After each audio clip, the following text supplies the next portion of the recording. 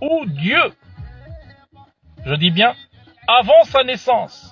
Ce papy musulman, il lance un défi aux chrétiens qui est de trouver un passage où un homme qui adorait Jésus avant sa naissance de Marie. Alors ce qu'il faut savoir dans la théologie chrétienne, quand on lit la Bible, c'est que Jésus, il a toujours existé. Au commencement était la parole, et la parole était avec Dieu, et la parole était Dieu. Il est même créateur, puisque la Bible dit que sans elle, sans la lumière, rien dans ce monde n'a été créé. Donc Jésus est autant créateur que Dieu le Père. Une fois qu'on a ça en tête, on va comprendre rapidement, forcément, que Jésus, il va apparaître dans l'Ancien Testament. C'est ce qu'on appelle une Christophanie. Et il y en a beaucoup, et elles apparaissent très souvent dans le livre de la Genèse. C'est pas une coïncidence parce que c'est le livre du commencement. On veut montrer par là que Jésus, il est depuis le commencement du monde, et même bien avant, il existe d'éternité en éternité avec le Père et le Saint-Esprit. Bref, quand est-ce que Jésus apparaît et qu'on l'adore? Eh bien, en Genèse chapitre 14 et en Genèse chapitre 18. Ce sont deux passages très très clairs dans le livre de la Genèse qui est dans l'Ancien Testament. On y voit Melchisédek, en fait, qui est prêtre du Dieu très haut. Il vient avec le pain et le vin.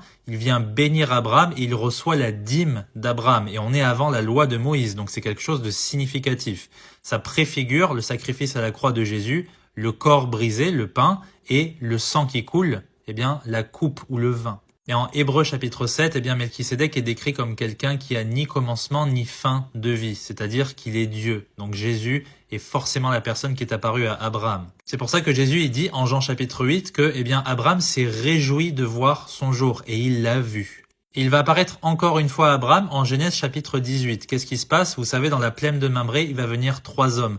2 hommes sont les anges qui vont aller à Sodome pour libérer Lot avant la destruction de Sodome et Gomorrhe.